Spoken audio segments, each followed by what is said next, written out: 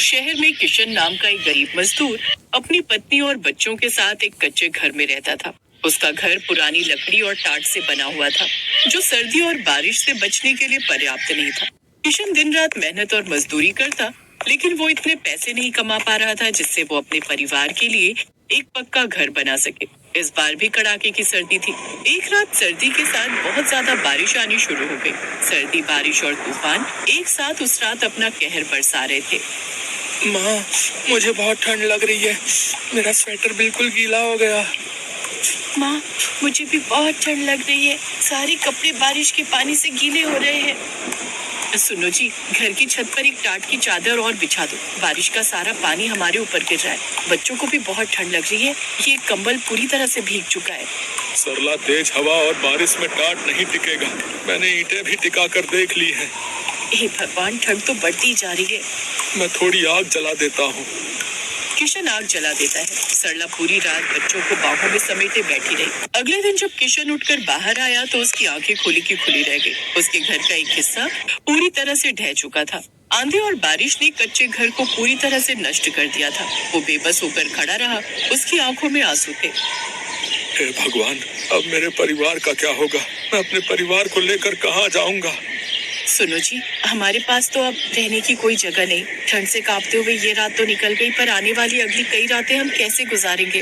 किशन के पास कोई रास्ता नहीं था। परिवार के नाम पर रामपुर में उसका कोई नहीं था। अगले कई दिनों तक किशन सड़कों पर ही दिन गुजारता रहा। एक दिन किशन को एक गोदाम में कंटेनर में सामान भरने की नौकरी मिल गई, जिससे किशन को रोजाना के पैसे मिलने लगे। एक शाम जब किशन कंटेनर में सामान ढोने के बाद छुट्टी के समय जाने लगा, तब उसके मालिक ने उससे कहा, किशन, वो पुराना कंटेनर अब काम का नहीं है, बेकार हो चुका है। इसमें जंग लग गया है। इसे किसी कबाड़ी वाले को बेच दो। किशन ने उस कंटेनर को ध्यान से देखा तो उसके मन में एक विचार आया। अगर ये कंटेनर मैं रख लूं और इस कंटेनर का घर बना लूं तो परिवार को रहने की जगह मिल जाएगी। मालिक से बात करता हूँ। क्या हुआ किशन, किस सोच में डूब गए? मालिक, क्या आप इस कंटेनर को मुझे दे सकते हैं? मेरे घर परिवार के काम आ जाएगा। क्या करेगा तू इसका? मालिक, मैंने आपको बताया था ना, बारिश और तूफान में मेरा घर जो है टूट गया। सोच रहा हूँ सर्दी के दिन है, जब तक कोई रहने की जगह नहीं मिलती तब तक इस कंटेनर में ही एक घर बना लूंगा। कम से कम ठंड में कंटेनर घर तो होगा, तो हमें रहने के लिए छत मिल जाएगी। ये बात है। तो फिर तो मैं तुझे मना नहीं करूंगा। ठीक है, ये तू ले जा। पर क्या तू इस कंटेनर में रहने के लिए घर बना पाएगा? कोशिश करूंगा मालिक। ठंड से बचने के लिए कुछ तो करना ही पड़ेगा ना। धन्यवाद मालिक। किशन बहुत खुश था, क्योंकि उसे अब रहने के लिए इधर उधर सड़कों पर भटकना नहीं था। उसने मन ही मन ठान लिया था कि वो कंटेनर से घर बनाकर ही रहेगा। और फिर किशन ने सड़क के किनारे खाली मैदान में कंटेनर को रखवा दिया। ये तो बहुत गंदा है, पहले इसे साफ करना पड़ेगा। लाओ, मैं इसे धोने में तुम्हारी मदद कर देती हूँ। हाँ चलो, पहले इसे साफ ही कर लेते हैं। मैं जंग को थोड़ा रगड़ देता हूँ और जहाँ से थोड़ा टूटा हुआ है ठोक कर ठीक भी कर देता हूँ।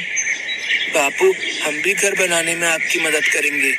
हाँ बापू, अब सड़क पर बहुत ठंड लगती है। हम इस नए घर में रहेंगे बापू। हमें अब ठंड नहीं लगेगी ना? नहीं, बिल्कुल भी ठंड नहीं लगेगी बेटा। मैं इस कंटेनर घर को ठंड के हिसाब से ही तैयार करवाऊंगा। हवा का नामो निशान भी नहीं आएगा इस घर के अंदर। हाँ, मैं इसे हर तरफ से ढक दूंगा। हाँ। किशन ने कंटेनर को साफ किया, लोहे की जंग को रगड़कर हटाया। उसने पेंट का एक डिब्बा लिया और पूरे कंटेनर को पेंट कर दिया और एक कबाड़ी वाले से कुछ बेकार लकड़ी के टुकड़े खरीद लिए और उन्हीं से उसने कटिंग करके लकड़ी के दरवाजे और खिड़की बना दी। छत बनाने के लिए पुराने टिन और प्लास्टिक की शीट्स का इस्तेमाल किया ताकि बारिश का पानी अंदर ना सके। पुरानी बोरी, कपड़ों और टाट को दीवारों के अंदर फिट कर दिया ताकि ठंडी हवा ना सके। किशन अभी घर बना ही रहा था कि तभी उसे पता चला कि पड़ोस के मंदिर में एक सेठ कंबल बांट रहे हैं। सरला, हमें गर्म कपड़ों और कंबल की बहुत जरूरत है। चलना, एक बार देखते हैं, शायद हमें भी कंबल मिल जाए। हाँ ठीक है, चलो चलते हैं, क्योंकि यहाँ बिछाने के लिए हमें चादर और कंबल की जरूरत पड़ेगी, जो हमारे पास नहीं है। सरला और किशन मंदिर की सीढ़ियों के पास पहुँचे तो सेठ भी सभी गरीबों में कंबल बांट रहे थे। किशन भी सरला के साथ लाइन में खड़ा हो गया। अभी किशन कंबल लेने ही लगा था कि तभी उसका मालिक, जहाँ पर वो काम करता था, आ जाता है। नमस्ते सेठ जी, कैसे हैं आप? सही है, पुण्य का काम हो रहा है। सोच रहा हूँ मैं भी इस बार ठंड में थोड़े कंबल बांट दूं। हाँ, बिल्कुल बिल्कुल। अभी तो मकर संक्रांति आ रही है, उस पर भी मैंने पहले से ही सोच लिया है कि कुछ न कुछ दान जरूर करूंगा। इसी बहाने भगवान से जुड़े रहने का अवसर प्राप्त होता है भाई, और किसी ना किसी की मदद भी हो जाती है। अरे किशन, तू और यहाँ पर तेरा कंटेनर घर बन गया क्या? जी मालिक, तैयार तो हो गया है, पर बिछाने और ओढ़ने के लिए कोई गर्म चादर या कंबल नहीं था। सुना कि मंदिर में ये सेठ जी कंबल बांट रहे हैं, तो वही लेने आए थे। तुम इसे जानते हो सतीश? हाँ सेठ जी, मेरे गोदाम में ही नौकरी करता है। एक कंटेनर बहुत खराब था, इसने बोला कि ये उसका घर बना लेगा, इसके पास रहने को छत नहीं थी, वही से पूछ रहा हूँ। बहुत बढ़िया बात है, कंटेनर का घर। अगर तुम बुरा ना मानो तो क्या तुम हमें दिखा सकते हो किशन? जी जी सेठ जी, जरूर, वहाँ उस तरफ।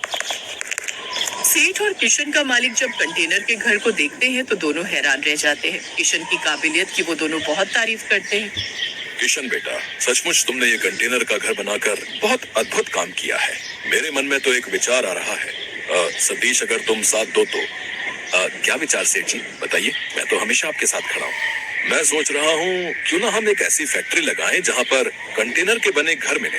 जिन लोगों के पास रहने के लिए घर नहीं होता, वो इन कंटेनर के घरों में रहकर आराम से अपनी परेशानी दूर कर सकते हैं। बस हमें और तुम्हें उस कंटेनर के घर का दाम तय करना है। और हाँ, कंटेनर के घर बनाने का सारा दिमाग हमारे किशन का होगा।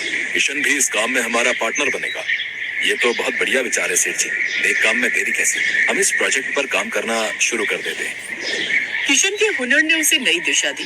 सेठ और उसके मालिक के साथ मिलकर उसने कंटेनर के घर बनाने का काम शुरू किया, जिसके लिए उसे अच्छी पेमेंट मिला करती थी। क्योंकि अब कहता है, किशन में एक खासियत थी। वो भले ही आज अमीर बन गया था, पर उसने बहुत से गरीबों को ठंड में कंटेनर घर मुफ्त में बांटे। और किशन ने कंटेनर घर में ही एक साथ बहुत से लोगों के रहने की सुख सुविधाएं भी देनी शुरू कर दी, क्योंकि वो जानता था कि गरीबों का दुख क्या होता है।